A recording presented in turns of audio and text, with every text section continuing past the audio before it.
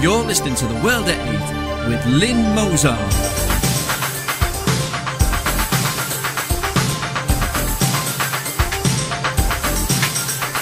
The World at 8, the number one in nationalist news.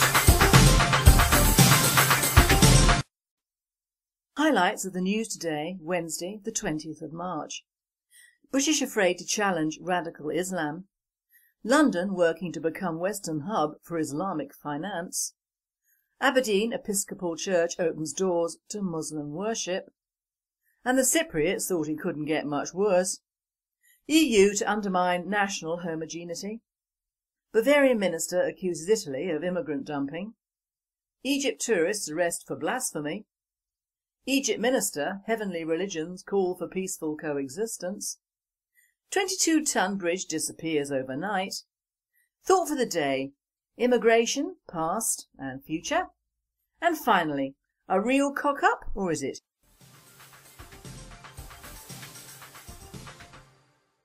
UK news. British afraid to challenge radical Islam. According to The Telegraph, Professor Lawrence Krauss, former presidential advisor to Barack Obama, believes the British too polite to challenge those who protest their cultural norms are not being met. Professor Lawrence Krauss said he'd been shocked when taking part in a debate hosted by an Islamic group at a leading British university to find that men and women were segregated. The professor, a leading physicist and prominent atheist, threatened to walk out unless organisers agreed to let men and women sit together, which was eventually agreed, but was then astonished to find himself being accused of intolerance by angry members of the audience. He said there'd been no such problems when he recently took part in a similar debate in Australia. He said, "People are not only afraid to offend, but afraid to offend a vocal and aggressive group of people." World at 8 says he obviously does not understand the British media mantra. Praise the Muslim, praise the immigrant, praise the paedophile, scorn the nationalist. London working to become Western hub for Islamic finance. According to international law firm Pinsent Masons, the government has set up a task force which will be charged with raising London's profile as a centre for Islamic financial transactions.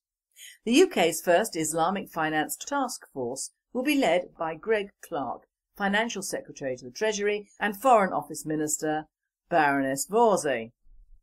The co-chairs will be supported by experts from the banking industry and UK Islamic Finance Secretariat. Baroness Vorsey has said of the effort, "We expect the global market for Islamic financial services to experience significant growth over the coming years, but feedback from decision makers in the Middle East and Southeast Asia suggests there is a lack of awareness of the UK industry and that we should be doing more to promote the sector." There are also major opportunities to attract investment into the UK as demand for Islamic finance increases from private investors and sovereign wealth funds. World at 8 says, "Great, they have already bought up large swathes of Britain. Now we're encouraging them to set up Islamic finance as well, just so they can buy up even more. The British government must be manna from Allah to these people." Aberdeen Episcopal Church opens doors to Muslim worship. The headlines from various news sources say it all. STV Scottish TV, Aberdeen Christian Church first in Scotland to share with Muslims. Guardian, Aberdeen Muslims Christians share church. Scotland Anglican website, local readings from Bible and Koran give global message of solidarity and peace. Daily Mail, Christians roll welcome Muslims having pray wind rain mosque small. Scotsman, Episcopal Church opens doors to Aberdeen Muslims. World at 8 says their Muslim brothers couldn't be bothered to support the local mosque, so the dhimmi just opened the doors and defiled their church. I grew up learning the road to hell is paved with good intentions, but this is a step too far in my book. TV programme slams US forces. A TV programme, Who Killed My Dad, investigating the death of reporter Terry Lloyd in Iraq, is due to be aired Thursday on ITV.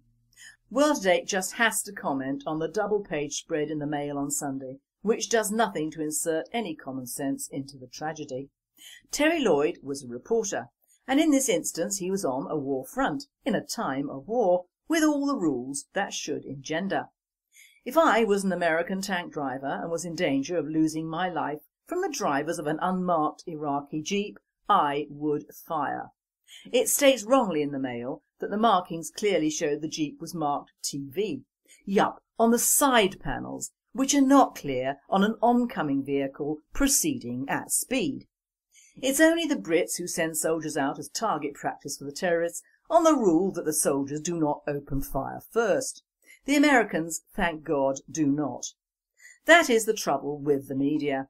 They think their people can just turn up anywhere there is a war and proceed on their way, holding things up and generally interfering. This was not friendly fire, it was necessary but unfortunate fire. Grow up.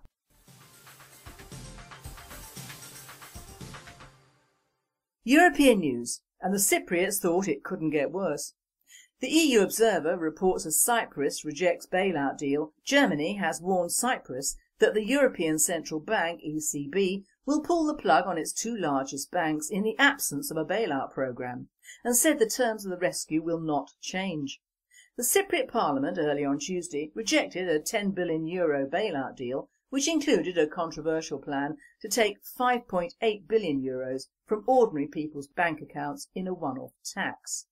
In the wake of this rejection, German Finance Minister Wolfgang Schäuble told the ZDF public broadcast on Tuesday night, 19th of March, he took note with regret of the Cypriot Parliament's rejection of the bailout deal, but insisted that the terms will stay the same. Asked if the Eurozone was willing to let Cyprus go bust, he answered, "Well, we are much more stable in the Eurozone. We took measures to protect ourselves from the risk of contagion, but I don't want to have any of this." He added, "It's a serious situation, but this cannot lead to a decision that makes absolutely no sense to rescue a business model that has failed." Cyprus has a banking sector that is totally oversized, and this made Cyprus insolvent, and nobody outside Cyprus is to blame for it. EU to undermine national homogeneity. From the Alliance of European National Movements on the BBC, who report the EU should do its best to undermine the homogeneity of its member states. This is from the UN's Special Representative for Migration, Peter Sutherland, who stated that the future prosperity of many EU states depended on them becoming multicultural. So there you have it, straight from the mouth of the treacherous BBC. There can no longer be any doubt in the minds of our folk about the real agenda of the EU and the government traitors they have been gulled into voting for since they signed away our freedoms into the paws of the genocidal megalomaniacs who now stand on the verge of the greatest crime in our history. The only questions remaining are whether the British and European public will continue to elect these monsters now that the truth is laid bare, or whether they will come to their senses and elect nationalist-based governments in all EU states before it's too late. British National Party leader Nick Griffin, MEP, added, "This is no conspiracy theory. It's a thoroughly documented example of the way in which the corporate elite are becoming ever more blatant in their assault on national sovereignty and traditional identities in their drive for global power and profit." It also exposes with stunning clarity the way in which the naive student leftists who make up the main opposition to nationalist parties these days are simply acting as the boot boys, perhaps saddle boys, of global capitalism. World at 8 states is also clear that the EU cares little for small countries who are not yet fully multicultural, and they will bring them down by financial double-dealing. Bavarian minister accuses Italy of immigrant dumping. Answer Italy reports from Berlin that Bavarian Interior Minister Joachim Herrmann accused Italy on Friday of dumping illegal immigrants on the other Schengen countries. Herrmann called Italy's behaviour brazen and accused Italian authorities of pushing out undocumented North African immigrants by handing them temporary visas for the Schengen area, and even €500 to make them leave Italy. The German press agency dpa reported. The Bavarian minister called on German Foreign Minister Guido Westerwelle to remedy the problem at the European level. Herrmann's complaints came after German police stopped 6 African and Iraqi immigrants on an Italian bus headed for Germany along Austria's Inntal expressway. Since the beginning of March, German agents have come across another 120 similar cases, added a spokesperson for police in Rosenheim, a town on Bavaria's border with Austria.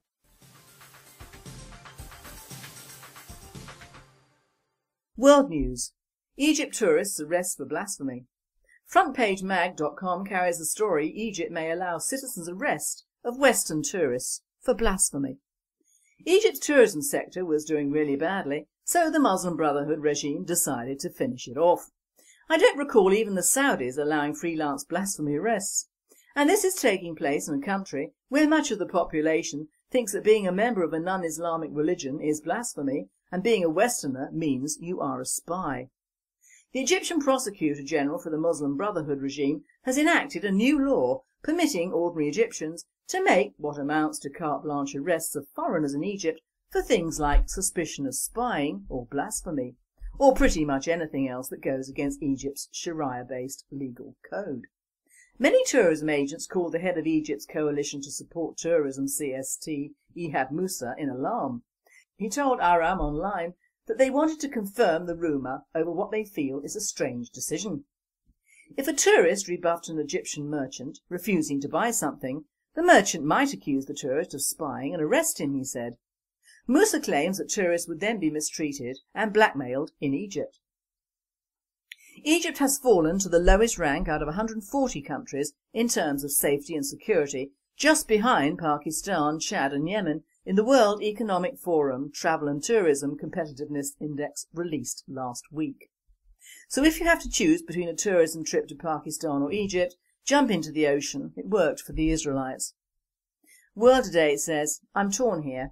I personally loved Egypt and have been there 4 times over my life. I loved the old Egypt, which was mostly built by the Hebrews when enslaved and which only became excavated during the last century by us Europeans. Islam and time covered them with sand. However, I have composed a list of the top 5 regions to visit Egypt if you are not me. 1, 2, 3,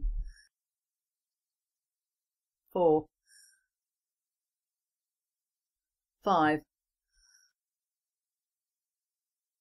There, all done. Would anyone like to see my list for Libya? Egypt Minister, Heavenly Religions call for peaceful coexistence. AllAfrica.com from Egypt's State Information Service reports Aqaf Minister Talat Afifi stressed that all heavenly religions urge believers for peaceful coexistence and solidarity. Afifi made the remark during his meeting Thursday on the 14th with Armenian Ambassador in Cairo, Armen Melkonian, along with the Bishop of the Armenian Catholic Church. During the meeting, Afifi stressed that Islam came for the best interest of the human being, reiterating that the divine religions forbid aggression against people. World Date says, he better tell this to the cops. Oh, and just to expand your knowledge, Aqaf is a term for religious endowment in Islamic law. Sounds like another name for jizya. A 22-ton bridge disappears overnight. Answer Med reports villagers in Golchuk, near Kokili in western Turkey, were astounded when on Tuesday morning a 25-metre bridge, which weighed 22 tons, enabling them to cross a small river going through the village, had disappeared. According to reports in the Turkish press on Wednesday, police officials believe that thieves dismantled the bridge as villagers were sleeping and took the pieces with a truck. According to Zaman, the bridge could be worth around €9,000. The bridge had made the life of the villagers much easier. Now we must again roll up our pants and cross the stream on foot, complained a resident. World Date says it must have been the bridge of dreams for some people. How can you nick a 22-ton metal bridge without anyone noticing you do it? The sheer noise must have been horrendous and these people slept through it.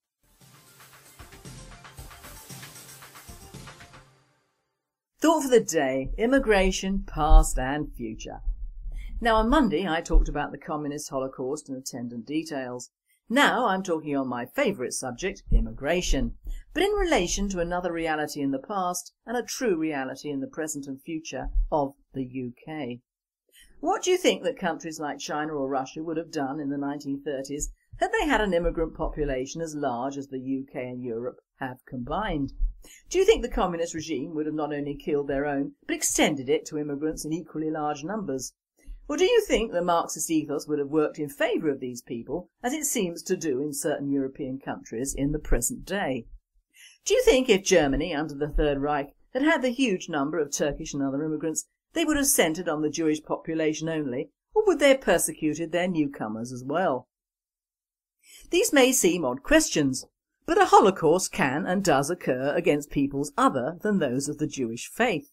But in reality it doesn't seem to occur in any great numbers against those of the Islamic faith, except by people or soldiers of their own faith and government. I find this very odd, that some countries who have been guilty of massive genocide seem to find it completely acceptable to accommodate huge numbers of strangers into their midst without any harm coming to these people, despite what they appear to be doing to that culture and society. I am of course referring to Germany primarily, and the Turkish Islamist takeover of that country. What does a country do in the face of massive immigration? Well, China, India, Korea, Thailand, Japan and Russia are all non-immigration countries. They have solved their problem. They do not accept immigrants at all. So although they may have a few wanted workers, they are not inundated as we in Europe are. And it is well known, if you're a worker from Europe in Japan, the idea of them calling you a foreigner to your face is taken as the norm. Although they will be very polite about it, you are not Japanese and therefore do not count as one, and if a female, forget it. Rather like Islam in fact, but at least carried out in their own country and not in a host country. You may ask why immigration is a subject close to my heart, and I will reply that it is the effect of immigration in large numbers on various host countries that I find very indicative of the way the population in those countries handles the situation in different timelines, and the changes that so-called progressive thinking is bringing into being, and which sector of that society is benefiting and which is not. This being so, the old so-called communist bloc countries appear to have solved their problem of unwanted masses by letting them immigrate to other countries. The East Germans into West Germany, the Poles and other Eastern European regions of the old guard also happily wander around Europe, finally ending up in France, Germany or the UK. Now the thing about these people, who are, for the most part, white and European, I'm not including the Roma gypsies here, are usually educated and happy to work. But they were brought up in a communist regime, and they're also used to living with a different set of principles to their European cousins. I have two case studies, one a friend of mine who works in an office which recently has taken to employing a large number of Poles. She finds herself completely ignored and they speak their own language in that office all day. Does she have a case for constructive dismissal? No. She will be ignored until she decides to leave and her place will be taken by a Polish relation or friend. Another works in an old people's home and there are many nationalities there, but the one he has to watch is a Romanian.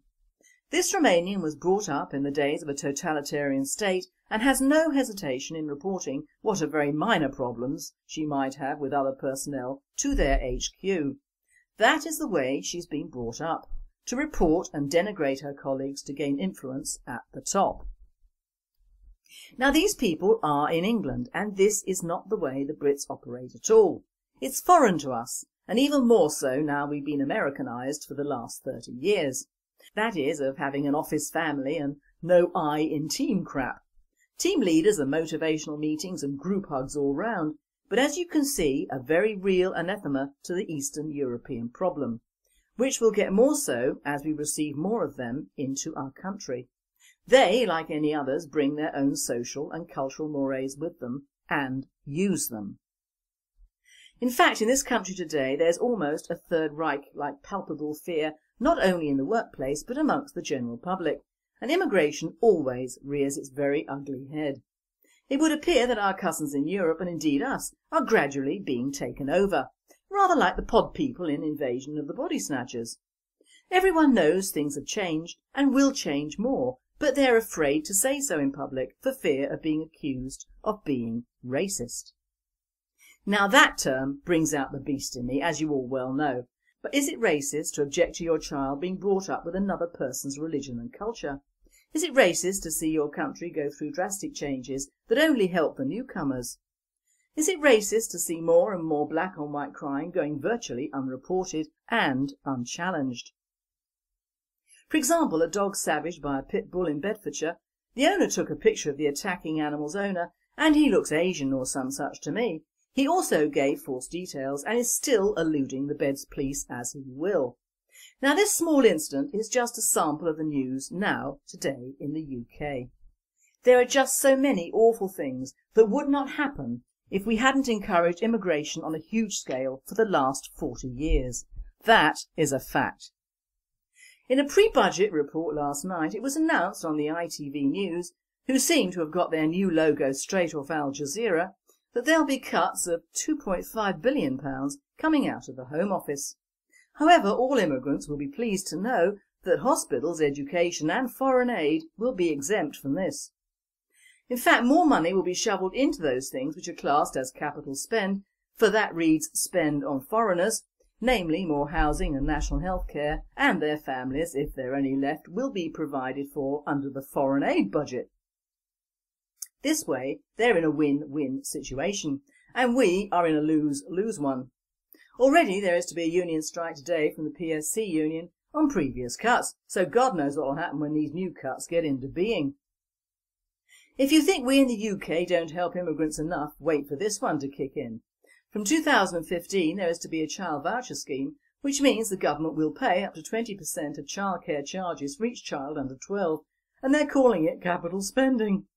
Of course, reading between the lines, it is the massive families of immigrants that will benefit. Let's just hope the government don't pay those monies for childcare in Poland or Bulgaria, but they probably will. Put this with a huge backhander to builders to build more affordable homes, which means homes for immigrants to afford, and we have a huge colonisation problem on our hands in our very small country. Now, I'm not advocating a Stalinist or fascist revival here, but why are we putting up with this state of affairs? It would not have happened in any European country pre-World War II, whether fascist or Marxist. So why are we so laid back about the present problems that are occurring and the future ones which don't bear thinking about?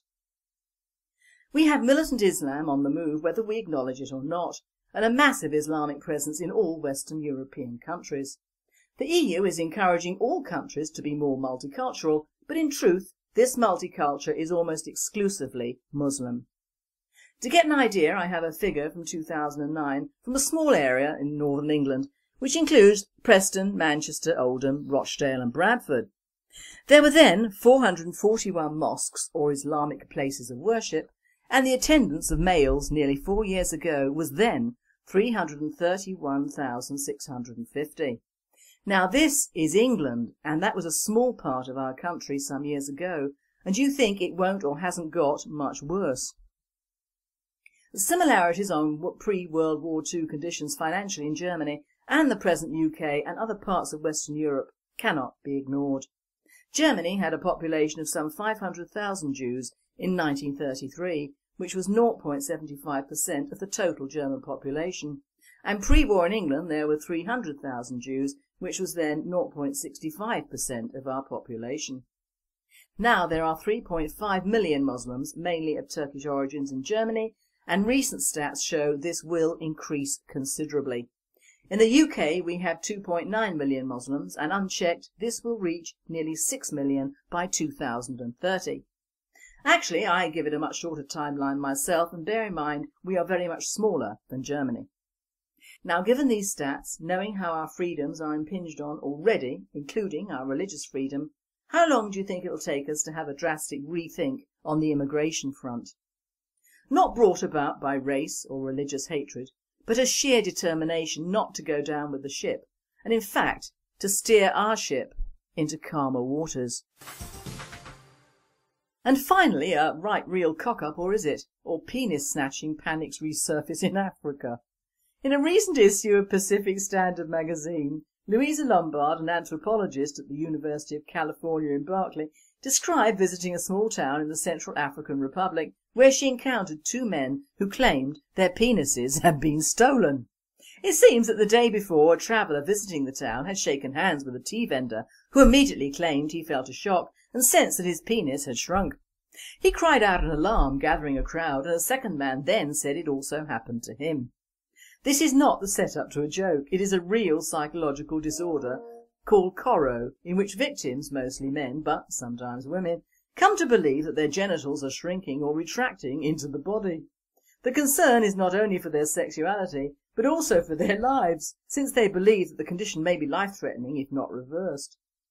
In order to prevent further shrinkage, victims have been known to securely tie their penises with string or metal clamps, even sometimes having family members hold it in relays until treatment could be sought, usually from a shaman or traditional healers. The condition has most often been found in Africa in recent decades, though it has also been widely reported in Asia. This presenter says, "Oh dear, I hope it doesn't happen in the UK. We'd probably blame the water or the weather." You have been listening to The World at 8. I am Lynn Mozart and I wish you all a very good night.